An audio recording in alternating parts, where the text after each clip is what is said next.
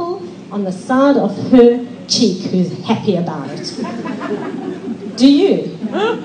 What I've had to do with my skin to make it look fairly decent is unbelievable in the last 7 years. I've had acne lasers, I have a facial peel every single month, I have a medicated, intensive, hectic facial. I can't bear it. And the only reason I return is because she's helped me fix my skin, and I love this woman. I've known her for 21 years, and if I didn't love her like I do, she'd never see me again, or she'd get hit by something at the back hard. But that's what I do. Expensive product, expensive treatment, constant personal maintenance. But I tell you, they still come up. It is like a curse. My humility factor, that's what I call it, my skin. One of my many humility factors. So find me a woman who goes, oh goody, a zit, something to work on when they wake up in the morning. I've never met anyone like that, really. Even my beauty therapist, I said to her, do you get excited when you see these things on your face? She says, I know how to handle them, but it doesn't inspire me. Me neither, and I don't know how to handle them. I'm ready to run off to her argon laser like at any time of the day or night. That's what it's about, really. That's what keeps us from doing the work. You know why? Because we know what's in there. Who wants that? It's hard, it's ugly, it doesn't look good, it doesn't feel good. It really affects the way you go out in the world. This is the same as issues of insecurity, feelings of inadequacy, unresolved hurts or disappointments. It's the same. And to fix it is the same. That's why I love this analogy. You have to get under it. It hurts. You have to dig it out and clear it out. It's painful, and the stuff that comes out is ugly. And then you have to resolve it and heal it and let go of it and pray there won't be a mark. That's what you have to do. So when I started to get excited about what's in the dark and not afraid of it anymore, that's when my world started to really change. Because for the last, I'd say 15 years, on purpose, every time I get this funny feeling inside of me that goes, oh, that hurt. I go, what am I feeling inadequate about? What unresolved little childhood trauma is there that I haven't fixed? Who hurt me and I didn't make peace with it? Who have I not forgiven? What did I do 2,000 years ago? I don't care where in my being's existence it is. There are so many modalities available to us today to go find them. Why do I love the profiling? Because profiling helps to source the current challenges and paradoxes and feelings of inadequacy in this life.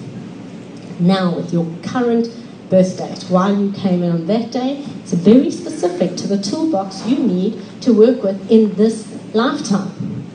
You get beyond the majority of that, you want to go back in other ones, go. There's so many modalities to do it. I don't, but facilitate it, but there are plenty of practitioners who do. But I wouldn't go near what you've done before till you get this as right as possible.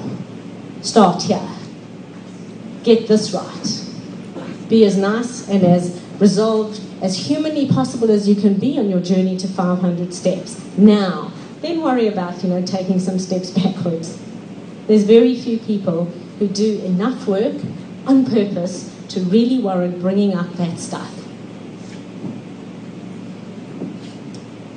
Get excited about the dark on a bright sunny morning. Anybody in? It's so liberating. Is it not the best experience when you get rid of that zit that's just been bugging you for days? Hey? Is it not the best when you feel there's something under here somewhere or on the side of your cheek, no one else can see it, but you know it's there. You know it's there, and it's sore and it's hard when you chew it, you know it's there. And when you look close enough at an angle with the light and you're hanging from the chandelier out the window, you can see it, I can see it, it's coming. No one else can see it, but it's there and it bothers you. That is called hidden pain. That's what it is, and we all live with it. And perhaps what differentiates me is that whenever I feel that, I go, how do I get rid of that? I just cut it out. I want to know what it is, where it comes from, what's that hurt, what's that feeling, what's that fear, what's holding me back. I want to know. Because I want to live like a free person. In my own truth, according to my own truth,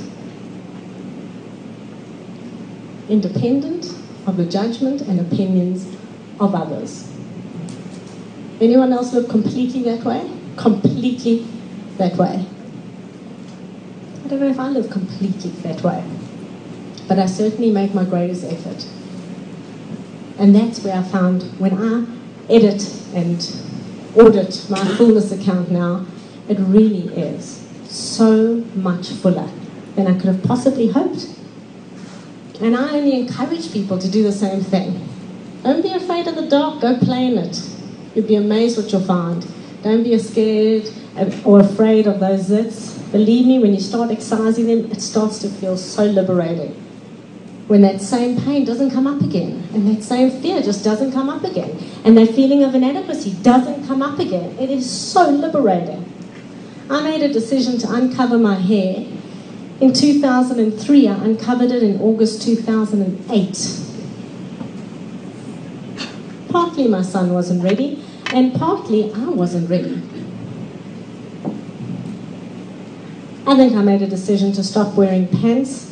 In April 2006, I made a decision to put them back on again in August 2008, probably. You know, when you give up a whole range of Levi's, it's tough, I tell you. It's tough. I had a friend at the time who came over and said, "You're really doing this? You're really doing this?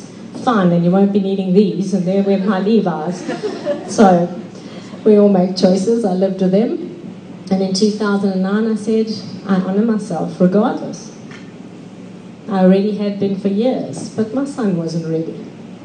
And part of living with self-esteem is also about being able to be flexible. Not compromising yourself, but being able to be flexible and compromising for those you love where you need to be. Does that make sense? If I felt for 1 second keeping my hair covered for an extra 5 years or wearing pants for another decade was compromising me, wouldn't have happened. Very big difference between compromising and compromising yourself. So when you don't feel afraid of the dark anymore, we can start look. Start to take a look at what's going on in your dark.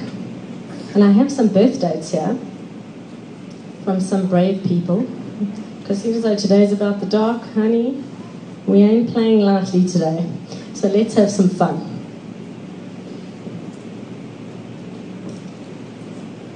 If we look at this birth date, the 6th of June 2006 is the son, and the 13th of September 1972 is the mom. Do you want to own your birth dates, or do you want it to be anonymous? Either way? Good, because then we can interact. Lovely.